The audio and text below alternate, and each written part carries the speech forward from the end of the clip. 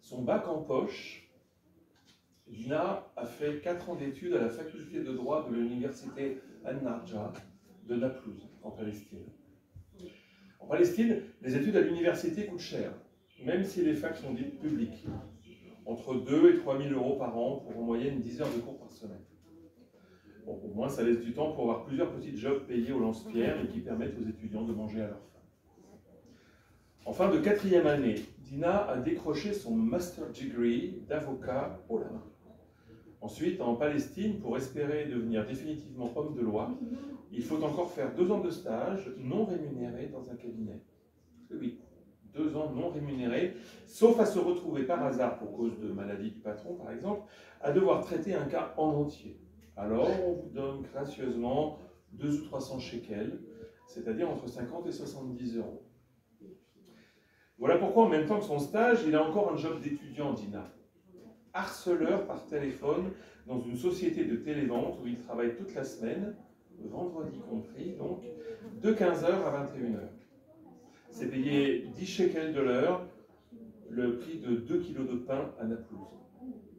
Au cabinet d'avocat, il arrive à 7h du matin et repart à 14h.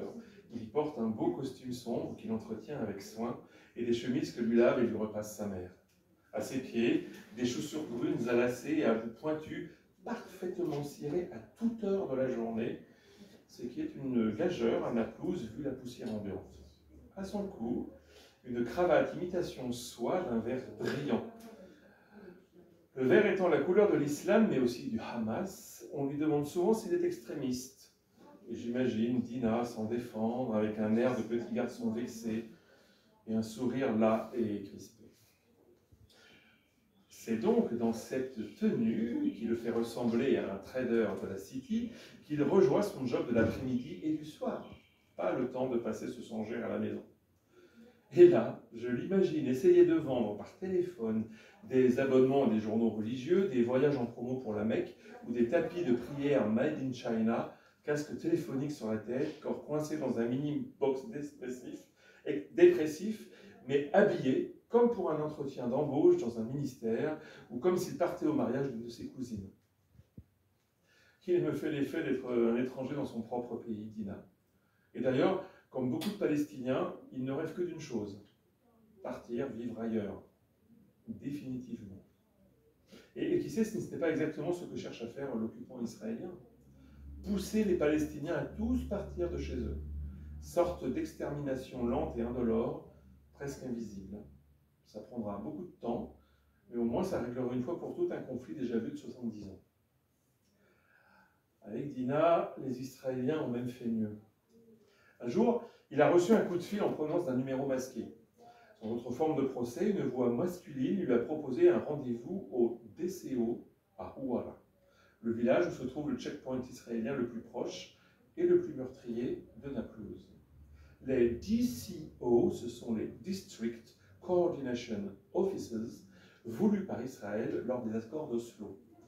Il y en a un près de chaque grande ville des territoires palestiniens, et c'est là que l'État juif coordonne son occupation en lien avec l'autorité palestinienne. Et oui, en lien. C'est aussi dans ces bureaux que les Palestiniens vont chercher leur carte magnétique d'identité et leur permis de circuler lors des territoires dans leur ancien pays. Sur le moment, Dina n'a pas compris ce que lui voulait la voix masculine. Il a cru à une blague d'un ami ou d'un membre de sa famille. Son interlocuteur parlait un arabe parfait. Quand il a fini par admettre que c'était sérieux, qu'on désirait vivement le voir au DCO, il a voulu refuser. Mais la voix lui a fait comprendre que s'il ne venait pas jusqu'à elle de son plein gré, on viendrait le chercher. Il a donc accepté la convocation pour un après-midi de la semaine suivante. Il lui a fallu prendre une demi-journée de congé pour ça et perdre plusieurs heures de son salaire mirobolant de l'après-midi et du soir pour aller voir les cousins. C'est comme cela que les Palestiniens appellent leurs voisins, les cousins. Le DCO de Houara est un ensemble de baraquements en tôle cernés de barbelés avec des miradors verts à chaque coin, ce qui donne à l'endroit des aires de camps de concentration à l'ancienne. C'est un comble ou bien un signe. Comme partout en Palestine, quand il s'agit d'accéder à des espaces administrés par l'occupant, il faut passer par des couloirs grillagés et traverser des tourniquets sécurisés. Une fois entrée, Dina a d'abord poireauté 1 heure dans un hall sordide. Pourtant, c'était ses cousins qui l'avaient invité. Ce n'était vraiment pas poli de leur part de le faire attendre comme ça. Bon, d'un autre côté, il n'était pas seul. 2 ou 3 garçons de son âge patientaient aussi dans la pièce. Peut-être de vrais cousins, ceux-là. De lointains cousins. Venus pour la même raison, forcés par la même voix. Il ne leur a pas dit un mot, et eux ne lui ont pas adressé la parole. La honte, déjà. Dina a failli rebrousser chemin, mais il a pensé à tous les sacrifices qu'il avait faits pour être là où il en était dans sa vie, dans toutes ses vies, personnelles, professionnelles, amoureuses. Il a pensé que dans moins de 2 ans, il serait avocat pour de bon, et que peut-être alors il pourrait partir aux États-Unis ou en Angleterre pour y travailler et vivre vraiment. Il a aussi pensé à sa famille, tout simplement, au risque qu'il ferait peser sur elle s'il rebroussait chemin. Alors il est resté. Un homme qu'il n'a pas su ou pas voulu me décrire l'a reçu. L'homme de la voix n'en était pas sûr. En tout cas, il parlait parfaitement arabe lui aussi. Et de la même voix, sans transition, sans affect, l'homme a proposé à Dina de devenir indicateur, collabo, espion, vendu, en anglais. Et sans réussir à me regarder en face pour évoquer ce moment-là, Dina a eu du mal à prononcer un mot précis pour parler de la proposition de l'homme. Il a plutôt fait des périphrases. Il a même hésité un instant à continuer à me raconter. Mais il l'a fait. Bon, l'ambiance dans le bureau sans fenêtre, où il a été reçu, était calme. Tout ce qu'il y a de normal, apaisé. Comme une conversation entre 2 hommes d'une même famille qui ne se seraient pas vus depuis longtemps et qui se donneraient des nouvelles.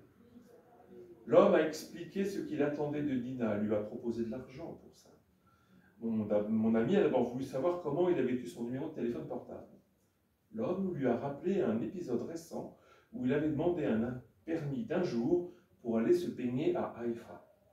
Dina avait obtenu son permis, mais au checkpoint, côté mer, il avait failli ne pas pouvoir passer. Et on l'avait interrogé. Et on lui avait confisqué son téléphone portable. Dina me dit qu'à ce moment-là, malgré le dégoût, malgré la peur, il n'a pu s'empêcher de rire. Cela n'a pas semblé perturber l'homme qui lui a clairement reposé la question en hébreu, cette fois. « Est-ce que tu veux travailler pour nous ?» Dina lui a dit qu'il ne parlait pas l'hébreu et l'a obligé à répéter sa phrase en arabe. Et puis il a répondu non. L'homme lui a demandé pourquoi. C'est non, c'est tout. Alors, pourquoi es-tu venu me voir si tu savais que tu allais me dire non? Par curiosité, pour savoir comment ça se passait, ça. Il est culotté, mon ami Dina. L'autre a insisté, bien sûr, en enchaînant toutes les méthodes de persuasion et d'intimidation douce apprises auprès du Mossad. Copinage, passage du tu au vous et vice-versa, menaces sur la famille, chantage, augmentation de la somme d'argent proposée, évocation de pression sur les employeurs ou sur la famille, and so on. I don't remember well, sorry. Mais ce dont Dina se souvient bien, c'est qu'il faisait nuit lorsqu'elle est sortie du bureau. Le tea time chez les cousins aura duré 6 heures. C'est vraiment chronophage, la famille.